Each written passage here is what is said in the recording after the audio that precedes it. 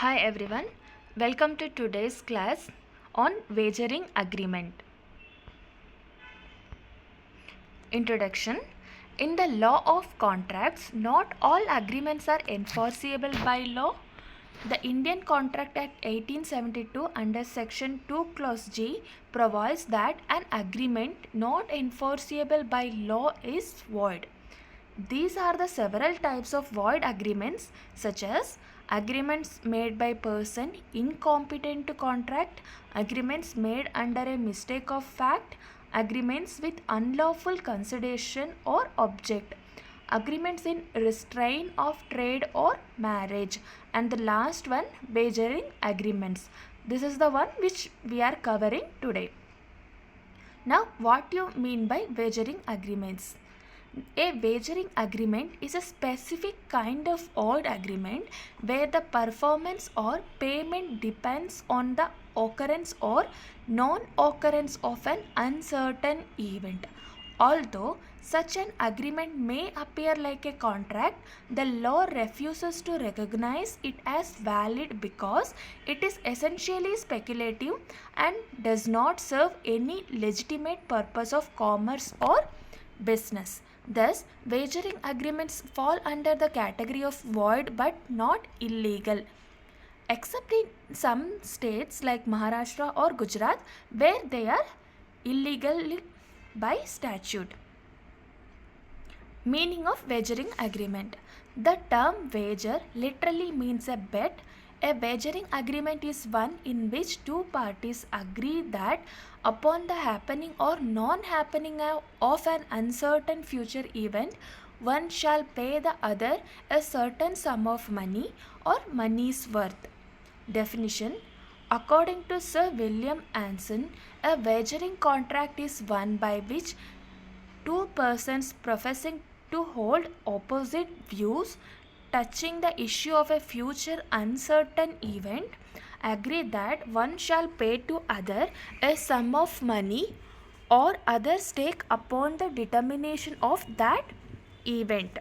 Although the Indian Contract Act 1872 does not define a wagering agreement directly, Section 30 of the Act declares that agreement by way of wager are void and no suit shall be brought for recovering anything alleged to be on or any wager or entrusted to any person to abide by the result of any game or other uncertain event on which any wager is made.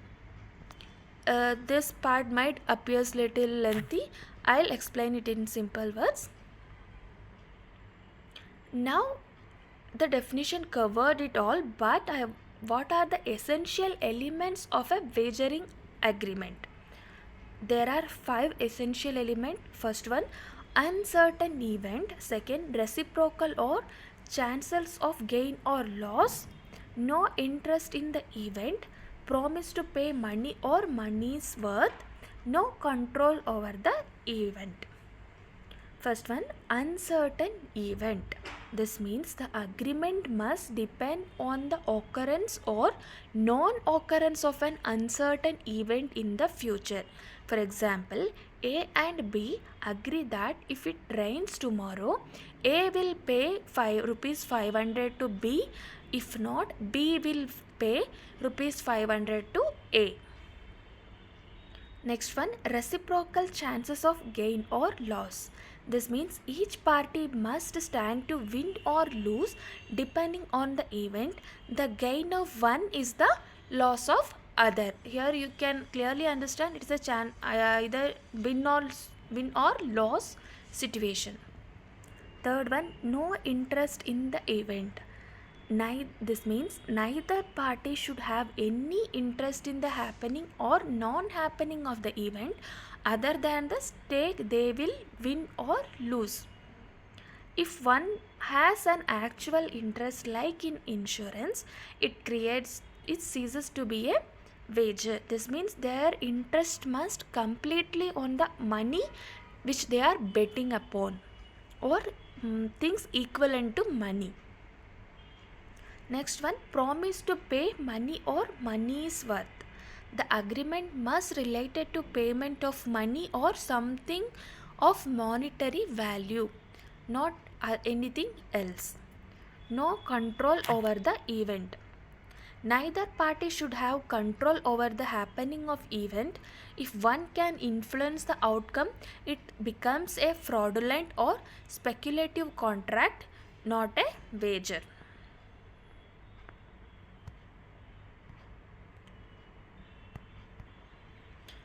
Okay, how wagering agreement under the Indian Contract Act 1872. In Indian contract, it is covered under section 30, which clearly states that agreements by way of wager are void. This means no rights or obligations can be enforced under such an agreement. And here one more thing, the wagering agreements are void, but it is not illegal. Means wagering agreements are void, not illegal under general law. Therefore, collateral transaction like loans taken to pay a bet are valid in most states. However, in Maharashtra and Gujarat, wagering agreements are illegal under the Bombay Prevention of Gambling Act 1887. Now, exception to wagering agreements. Certain types of speculative or uncertain transaction are not wagers even though they involve risk or uncertainty. For example, share market transaction with intention of actual delivery. Second one, insurance contracts. Third, competitions involving skill. Horse racing under certain condition. This I will explain in a bit, covering both when these points will become wager or when this situation won't be a wager. First one, horse race. Horse race as a wager. Example for that, when A and B bet rupees 10,000 that horse Thunder will win the race. If Thunder wins, A gets 10,000, otherwise B gets.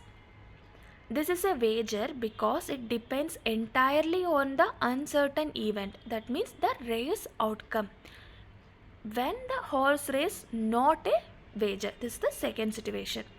For example, A racing club organizes an official race with rupees 10,000 prize money for the winning horse. Each participant contributes an entire entry fee of 2,000. This is not a wager, it is a game of skill recognized under the exception to section 30 since the price is over rupees 500 and the event requires skill. Above I think you have understood both when horse race can be considered as a wager and when the horse race is not a wager. Case laws for this: K.R. Lakshman versus State of Tamil Nadu. In this case, the Supreme Court held that horse racing is a game of skill, not a game of chance, and therefore not a gambling or wagering. Now, lottery. A lottery is a scheme for distributing prizes by lot or chance without an element of skill. So, first situation, when lottery as a wager.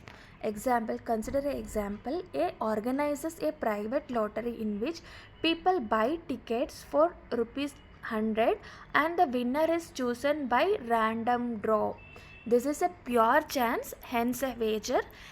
It's also illegal under section 294A of IPC since not government authorized. Next one, lottery not a wager. A state government conducts a Kerala state lottery since this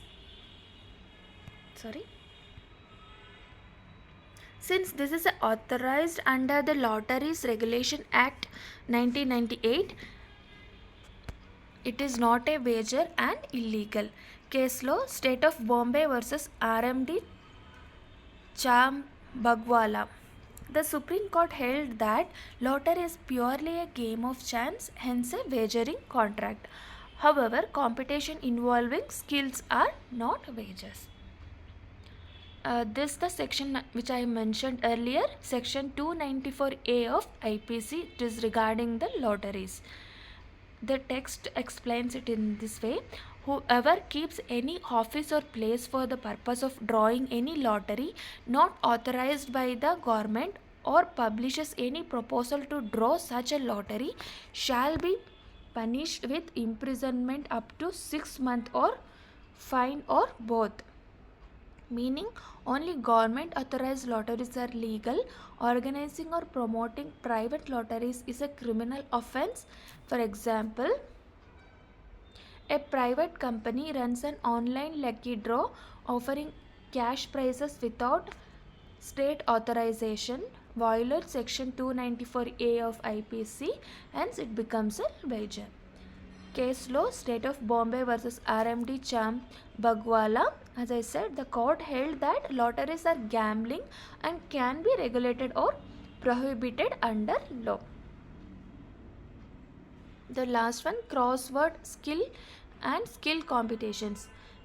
First one, pure chances. A newspaper runs a guess the lucky number contest where winners are picked under. This depends on chance. This is hence it's a wager under section 30. Example 2, based on skill, not a wager. A crossword puzzle contest where winners are those who solve it correctly in the shortest time.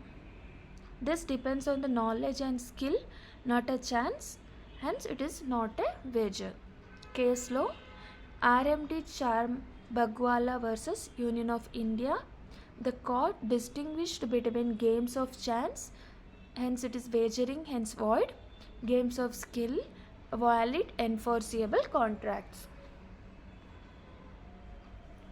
Now the settling difference in share prices, when the shares are considered as wager and when it is not. First one, difference only. Whenever there is a only main interest is differences, then it's become a wager. For example, A and B agree that if Reliance share price rises above 3000 next month, A will pay B the difference, otherwise B will pay A. No one actually interested to buy or sell the shares here. This is a wager and void under section 30. Example 2, actual delivery, not a wager. Example, A enters into a future contract to buy 100 Reliance shares at rupees 3000 each. He pays and takes the actual delivery later. This is a commercial transaction, hence it is not a wager. Case law, Geharulal Parag versus Mohammadiyos Das Maya. The Supreme Court held that a wagering agreement is void but not illegal unless a particular state law makes it so. The case also recognized that speculative transactions are not wagers if there is a real intention to deliver goods or shares. This is the summary table. You can take a screenshot and keep it. This is also the difference between insurance contracts and the wagering agreement. Now the important case laws, other than which I mentioned earlier. The first one, Carlyle versus Carbolic Smoke Ball and Co. In this case, the company's advertisement promising reward for using a product was not a wager but a valid contract because it involved performance, not betting. Geharlal Parag versus Mohammadiyos Das Maya. Second case, the Supreme Court held that the wagering agreements are void but not forbidden by law, hence collateral transactions are valid. Third case is Brajlal versus Mrs. Lakshmi Devi. In this case, it is reinforced that the essence of wager is mutual chances of gain or loss depending on an uncertain event. Now, effects of wagering agreements. The main wagering agreement is void and unenforceable. Second, no suit can be filed to recover money on or lost in a wager. Collateral agreements are valid except in states where wagering is illegal. If one party has paid the wager amount, they cannot recover it back. Last one, gambling debts are not recognized in contract. These are the effects of wagering agreements. Last short conclusion. A wagering agreement represents the law disapproval of gambling and speculative transactions that do not serve any social or economical purpose. While the Indian Contract Act merely declares such agreements void, not illegal, the underlying policy is to discourage speculations. However, legitimate business transaction involving uncertainty like insurance, forward contracts are valid because they serve useful economical purposes. And wagering agreements are an important examples of void agreements under section 2 clause G and section 13 of Indian Contract Act. Thank you.